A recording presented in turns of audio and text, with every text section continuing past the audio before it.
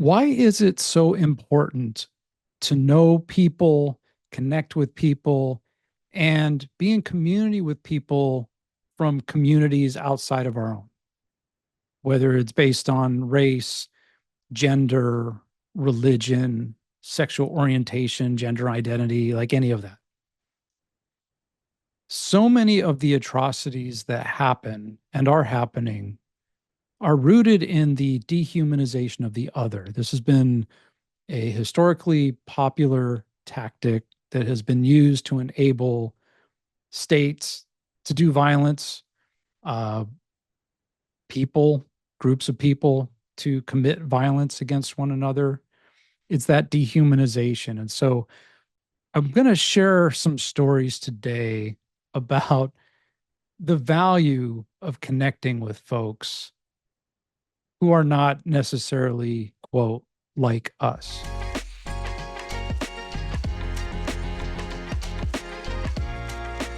Hello, everyone, and welcome to Conversations for the People with Matthew Solomon. I'm Matthew Solomon.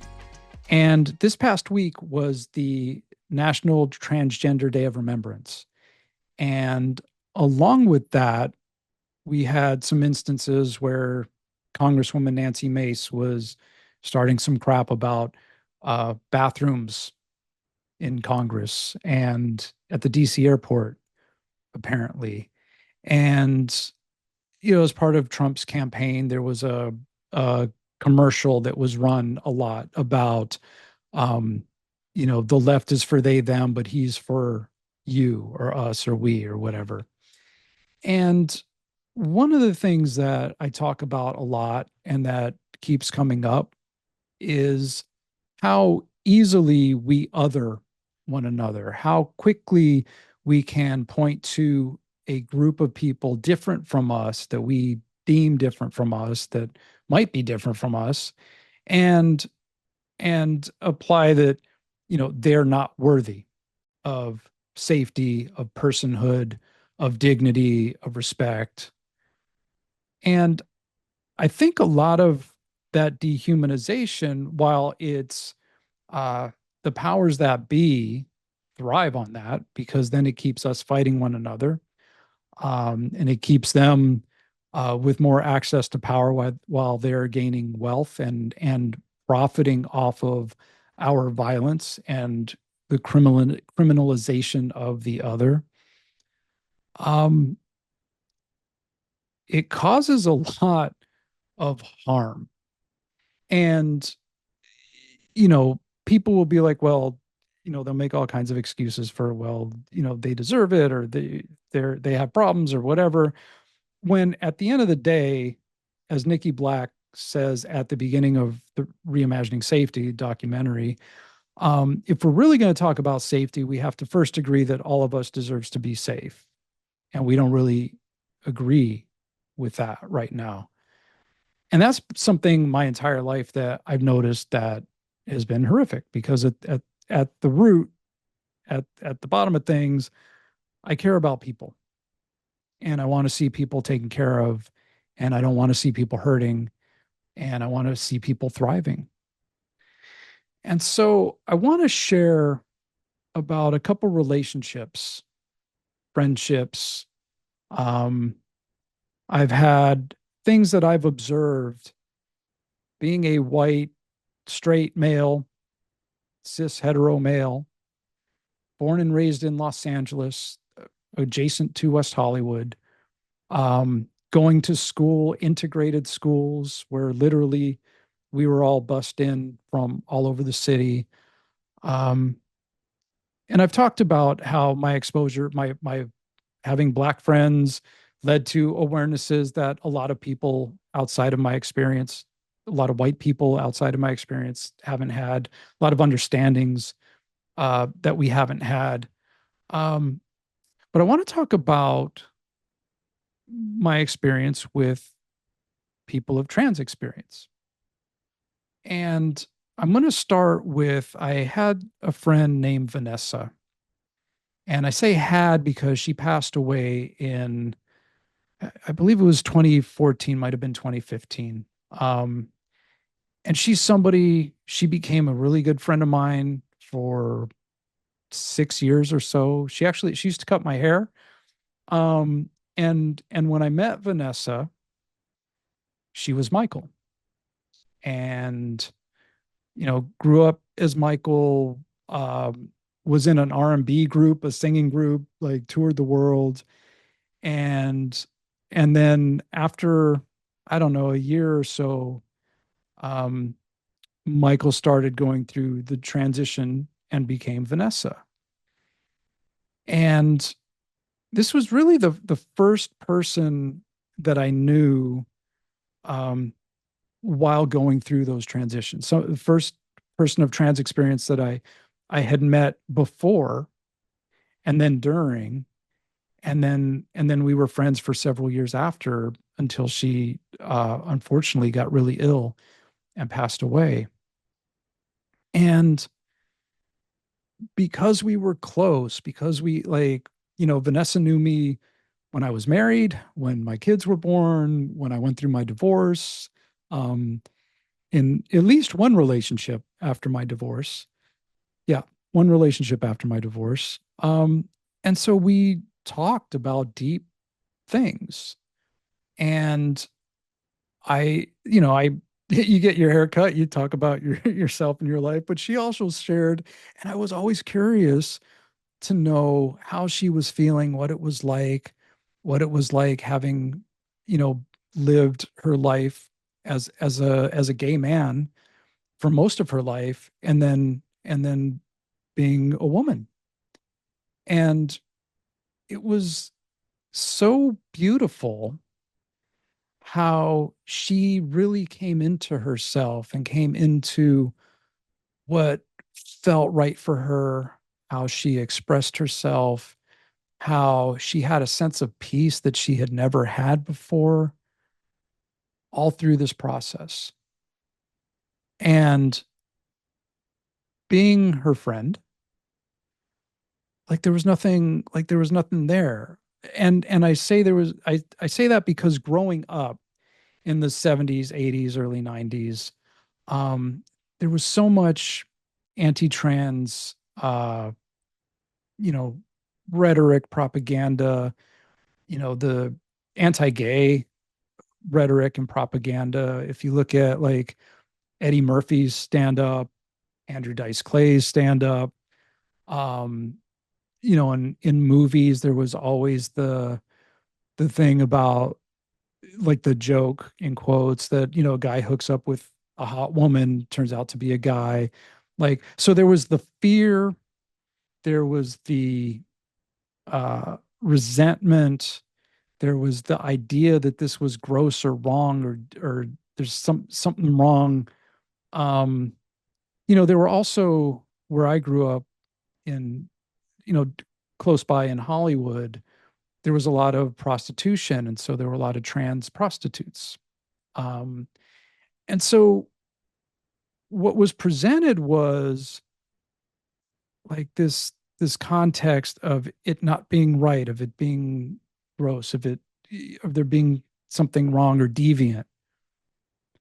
But in being in community with Vanessa and a couple other people that I'll mention, um, being in community with people from the LGBTQ, or gay and lesbian community at that time, um, like knowing them, being friends with them, hanging out with them, uh, like all of a sudden, all that stuff was not there. And then I remember being in like a spiritual organization where a couple of members of that leadership who I respected, this was around 2008, when Obama ran for president the first time.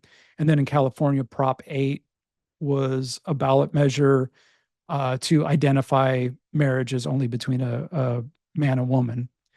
And I was shocked that people that I looked up to were so anti-gay at that point. I was like, how can you be? And they're like, well, I have gay friends, but I just think it's a mental illness or something like that. Right. So this was kind of what was in the ether. And I know it exists still.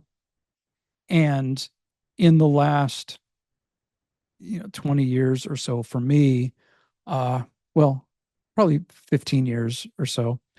um well, in the gay and lesbian community it's been 30 years, but as far as like knowing people of trans experience, that's been a lot less.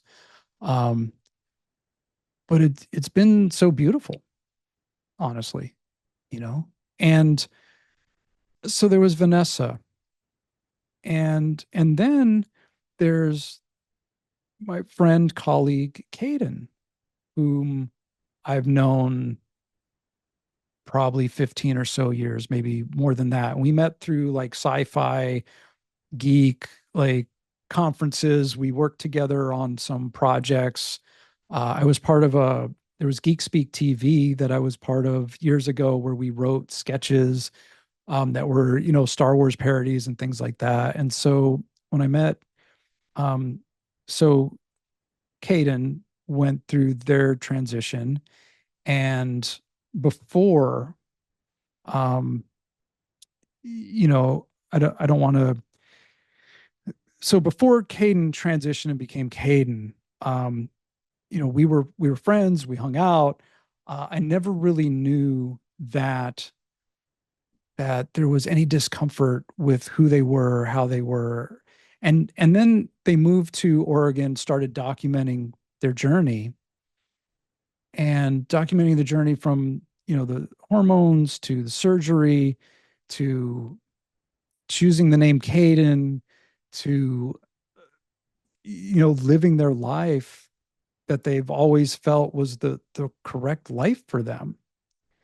And so now Caden, he is Caden. I see that light there, and I see the love, the aliveness, and the happiness with who he is and who he gets to be. And him sharing his story on Instagram, it's Trans Fairy Prince, Caden, uh, has been amazing.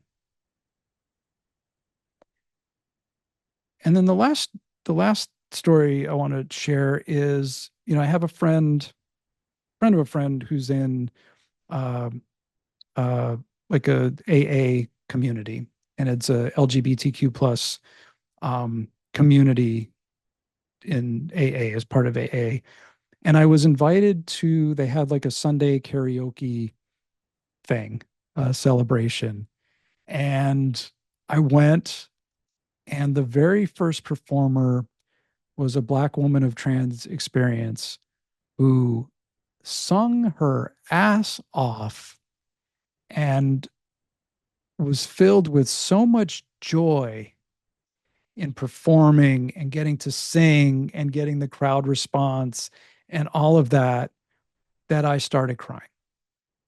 And I was like, and it was the beauty and the joy, and also being present with how hard life is and can be, and all the obstacles and all the hate and all the violence, the threat of violence, the fear of violence, um, the dehumanization, the name calling, the harassment, all of that.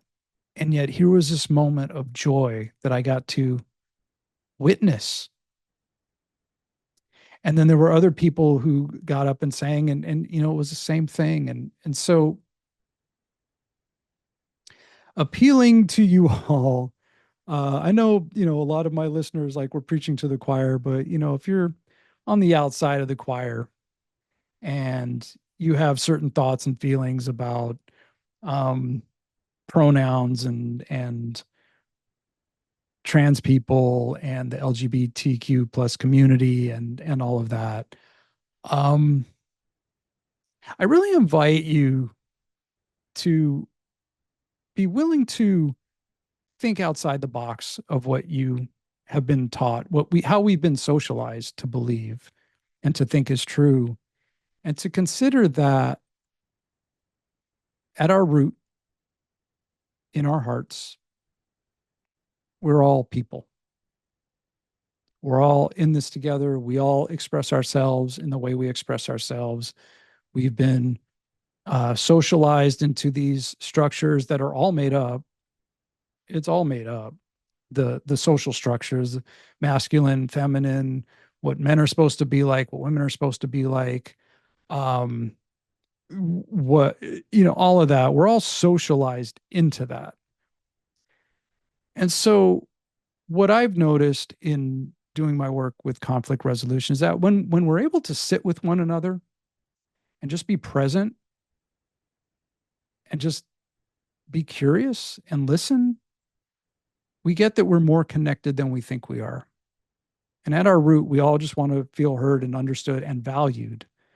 And when we can express value in another person, regardless of race, culture, uh, gender, sexual identity, sexual orientation, stuff like that, when we just be present and connect at a human level, we're all much better off. So thank you for listening. Thank you for watching. Please subscribe, like, share, leave reviews. Um, Make sure you go watch Reimagining Safety at reimaginingsafetymovie.com. Uh, I appreciate you being part of this conversation. Thank you for being a part of Conversations for the People. And until next time, all power to the people.